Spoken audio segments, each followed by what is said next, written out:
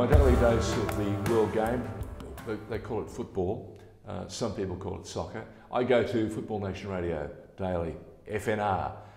When I'm not there, the person I go to is Athos Sirianos, who joins us in the studio at TheInformer. The season is starting to rock and roll. I'm talking about the EPL, I'm talking about CDR, the Bundesliga, we're talking about the competition in France, and of course in Spain, La Liga, and the results are coming up thick and fast, and some of them I can't decipher. I can't make out if someone's telling me porkies or if they genuinely happen. But the game seems to be, without fans, a very different competition. It really does, and George, as you alluded to, Europe's elite took centre stage once again. The UEFA Champions League kicked off for a brand new season. It feels like we just finished the last one. Correct. And Vine Munich were crowned champions, and they got off to a triumphant start again in the first week. They defeated Atletico Madrid 4-0, which should have been the match of the round, but I think that title goes to Shakhtar Donetsk, who travelled to Madrid and defeated them 3-2. Wow. Now, that was not on the cards. No. So what happens now? Are we going to see a return leg at the home ground of Shakhtar Donetsk, and will they have fans or won't they? Well, that return leg will be in a few months' time. We are still in the group stage, so there are so many games to play. So hopefully when they do go back to Shakhtar, and they've got such a passionate fan base, and when a side like Real Madrid comes to town, as you would know, the people get up for it, and there's a certain buzz in the air for those big teams. Now, Manchester United surprised one of the best teams in Europe, and that is Paris Saint-Germain.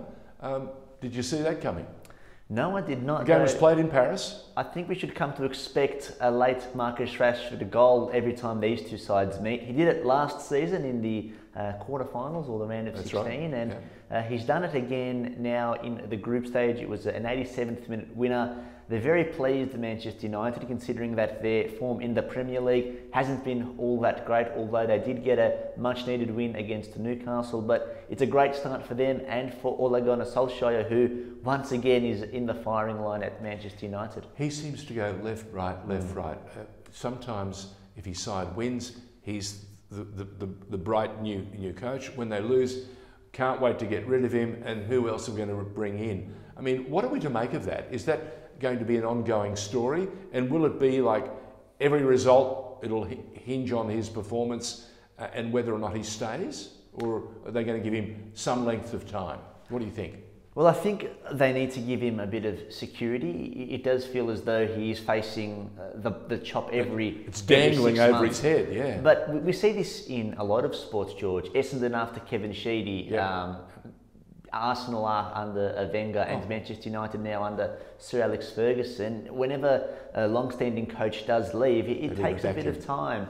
You start to question the identity and the atmosphere around the place. Now, in saying that, United have had Van Gaal, David Moyes, Mourinho, so there have been a few managers in that spot, and none of them have really seemed to last as long as they would have liked. Well, speaking of sides that have been struggling to get their culture and their identity up and running, Chelsea have Frank Lampard. Last year, Chelsea looked an infinitely more potent unit than they do at the moment. Am I being unfair to them? Is it too early to say whether they're going to be this resourceful and attacking football side we got a glimpse of last year? Because they've got a swag of new talent in there. It is still early days, and it's interesting that you use the word swag of early talent, because last season with the kids, as a result of the transfer ban, they were playing with a lot of swagger. Tammy Abraham, all these guys, Mason Mount, were giving us some incredible performances, and unlike previous years, the world fell in love with Chelsea. This year they've went and bought so many great players, Timo Werner, all these great guys, and they haven't quite got things together. It is still relatively early. I think they've played 2 6-goal thrillers, 2 3-all draws so far. So and a 0-all draw the other night. Certainly. So I think defence is the area they need to work on. Good point. Forward. I think going forward with Timo Werner and some of those young guns, they do have some strike power, but at the back. And have they decided yet on a goalkeeper? Well, because Mendy did a pretty good job in the 0-0 draw, but Kepa, I don't think you can keep him. No, well, is that unreasonable? It's not unreasonable, and they made a massive investment in Kepa. They bought him at about 21 years old for 70 million. So at about that time, Liverpool bought Alisson for 80 odd million. Chelsea bought Kepa for 70 million. One has become one of the best goalkeepers in the world and a staple in the best team in the world, and Kepa has just given us some pretty poor performances. So they've brought in Mendy, they've got Willy Caballero, they've actually named their former goalkeeper Peter Cech on the list as the fourth goalkeeper. Due to COVID, they have to take all the precautions they can. So they do have a few issues at the back, that's for sure. Wow.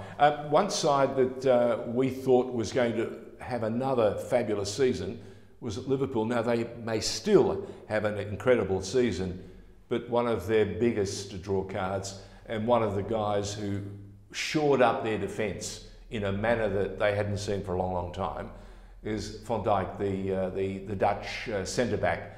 He's had a test done, and in fact surgery has been done already on an ACL, and they're not going to see him for at least a season. Yeah, absolutely. ACLs these days are 7 to 9 month injuries if you're lucky.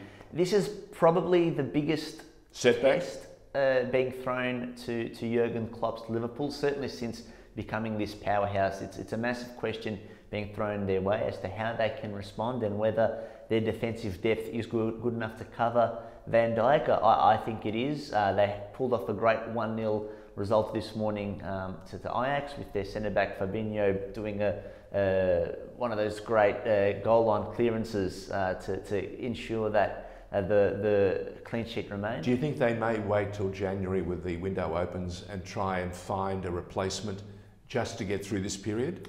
Because, I mean, you don't want Fabinho to get injured either. No, you don't. Because they'll run out of options. And in addition to their best defender being out, their number one goalkeeper, Alisson, is also out for another month or so. And they aren't totally sold on Adrian at the moment. And Correct. They play Manchester City and Atalanta, who are a goal-scoring machine. So it's a big month for Liverpool so early in the season. Let's go to the EPL. The competition resumed after the international break. What did you make of that? Some of the results there, again, surprised the heck out of us. Manchester United was back in its winning ways, which was encouraging. Tottenham Hotspur, on the other hand, 15 minutes in, led 3-0, could have led by 6-0, got to the 80-minute mark and copped 3 goals in 9 minutes. You would have been excused if you had turned up at 3-0 and thought this is going to be a cricket score, because it was heading that way, wasn't it? I mean, so much so they actually took off players and brought Gareth Bale finally back in to make his debut a second time for Tottenham, and he had a chance to score a terrific goal. Went just this side of the post, and lo and behold, we saw possibly the contender for goal of the year square things up in the 97th minute. It was sensational. Crushing. Manuel Lanzini from 25, 30 yards. And those more often than not fly over the crossbar, but on that one occasion it went in and earned a valuable point for West Ham. Let's come back to Australia. We now know that there's a launch date, the 27th of December, which means to me that most of the clubs that want to make a real go of it this year should be very much getting everything sorted. And more importantly, all those clubs that are considering making a bid and putting their hand up to be part of the second division, they need to start shoring up their instruments, their officers, their administrators to make sure that they put the best foot forward, wouldn't you think? Absolutely, and this is a nationwide thing. So some of the oldest and most historic clubs around Australia, we're talking Adelaide, the old Adelaide Hellas, Sydney Olympic, South Melbourne, they're all fantastic clubs who have a very good case to put forward.